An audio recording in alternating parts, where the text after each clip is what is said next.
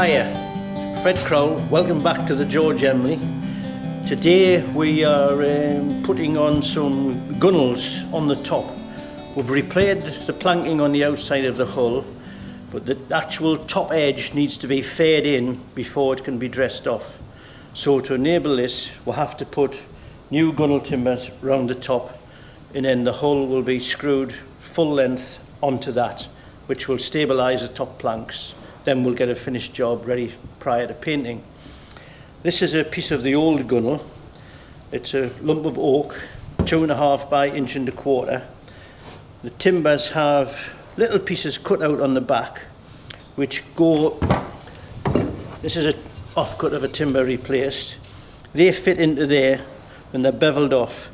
The reason they're done like that is so they don't cut away right through the gunwale, then they wouldn't have any strength. So they're beveled off to a point and they fit in there nicely. So all the timber tops, every other one is fastened in nice and solid. We've got this one on here now. We're quite fortunate on this one because with it being a bit thinner than an ordinary gunwale, we could actually bend this one round cold. So we've prepped all our timbers, put it in space. It's now clamped up ready. As a coat of paint, when you get your final fit, we put a coat of paint on the back to seal it, because it's never going to have another chance of a coat of paint. So that's going to act as a bit preserve on the job as well. Once we've got this final position set off, we'll then go to outside, drill through and put all of our screws in right round the top. So on this unit here, there's 4 screws go in every plank. If we have a quick look at this piece here, this is an old piece that we've taken off, and all the tops here, it gives you an idea of how many screws we'll have to put in. So fortunately technology's moved forward a bit and the battery drills will be coming in very handy, better than the big forearm like we used to have in the olden days, but they are pretty good. So these are brass screws, but availability of materials, we're having to do a little bit of juggling about with certain products that we're getting, and these will be going in stainless steel, which once they are in, there'll not be the corrosion problem that I've had with the brass. They're in, finished, guaranteed job. And plus, if you ever need to take any screws out, anybody that's in the trade or have tried to do DIY, they know brass head screws, the heads disintegrate and you're stuck. With a stainless, you shouldn't have that problem. But I must say, I would keep clear of posi drive. Countersunk slotted for boats is the job, not posi. Once the spin, you're stuck. Right, so if we have a look outside, we'll show how we're got a small plank into steam for the outside, and then we'll see how much further we've got. You can see this side now, we'll have a coat of paint on everything, so we're progressing quite well on this side now. We're nearly balanced up to the other side. The washboards have been removed on the forward end, and then there's a couple of deck beams there to be replaced, but we'll do them after we get the gunwales right round, when we get the boat upright, and it's a lot easier to work. I mean, the reason it's on its cant like this now is because we've been doing the planks on the bilge, and to save you climbing underneath, it's easier to tip the boat over. And then, as I say, now we've got the planking finished, a bit dressing off to do, then the boat will be upright. What we're doing now, we've had a small area here that was damaged. This is on the lower bilge. This is where we're going to be putting the short planks. Now, we can't get as much access. There's quite a tight bend on here. So what we do is we steam the planks off the boat. We know what shape we're going to be. We'll match it up with a bit more shaping than what we require, because they do straighten out a little bit. But then we get them on fastened up to the boat, and it makes life a lot easier for you when they're pre-bent. This area here is finished. We've got another 4 planks in here. Once your planks is in and everything's nailed up, Your planks are always made slightly heavier to take any tolerances matching up in the hull. The next job is the steel plane, and we'll have to dress all of these off. And we have got lots of clenching in these. There's a fair bit of dressing, but you tend with mahogany, it's an unusual grain on it, it's a bit curly, so you try to go at 45 degrees across the job rather than go with the grain straight up, and a 45 degree across these corners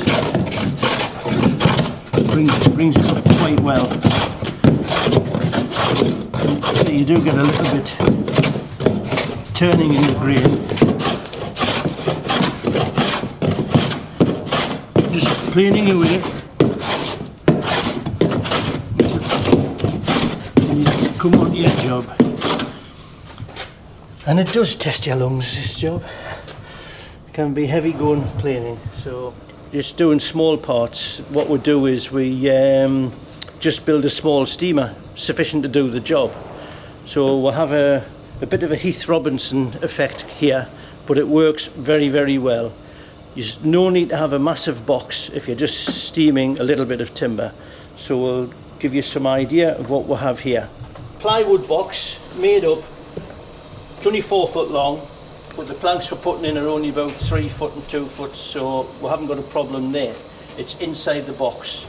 So what we're going to do is, we've had a plank in, that's busy cooking there nicely. The steam arrangement is the box with a hole in the end with a little door. On the back end here, this is a wallpaper stripper. Electric, don't have to have a big fire on, no gas torches going all the time, but to get a lot of heat, because we're only working with a small volume of timber. So one of these, we normally fill one up and run it through the box to get the heat in the box. Then we'll put the timber in, and normally one big kettle full in there, topped up. That is sufficient to get enough heat to bend our job. So we'll bend a lump of timber, and then we normally try to plan to say 10 to 12 if we're having a 12 o'clock dinner. We'll bend the plank, we'll let it cool down, and then it'll be ready sufficient to work with when we're finished with dinner break. Depends how long the crossword takes. This is the plank that I'm going to be replacing now. This comes from the back of the build. It's a tight bend with a bit of twist on it. It's a bit awkward, but if we can get the bend in that pre-bend, it's a lot easier to work with on the job. Now we'll bend it, but we will be putting an extra inch or so of shape in it, because when you take it off the cramps, even though it's steamed, it will de-stress a little bit and lost shape. So what you're trying to do is you put extra in, and if it de-stresses back a bit, you know that you've got the shape that you want. If you have too much shape in, it's not really a bother, because the ends of the planks getting pushed in is the hard part. If you can have the ends touching first and then pulling on the middle, it makes life a lot easier for you and the bending a lot simpler. So I have it set up now. This has been in for approximately 20 minutes in the small box. So I'll take one out now, and I've got a couple of wedges ready on the job. This is a spare piece just to demonstrate the amount of shape that we're going to have to put in this board. You see there's quite a bit there. So and you see that on there, that is the amount of shape, but we're actually going to push a lot more shape in than what we need. So when that comes up, that will straighten out to the correct shape. Put them two down there. Okay, so we'll have some clamps ready, a couple of chocks ready to go on top of the wood to spread the load. Now with this plank here, because it has a bend, a mitre across that corner, instead of having your chocks flat, you must turn that one at an angle So when it pushes down, it pushes flat across there. If you had it straight, you would break that corner off straight away. So you must have it at that angle like that. Right, well, we'll get our dinner out.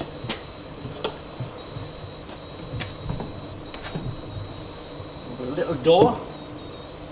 Inside of this, we'll have a plank. Take that over there. Stick that door back on.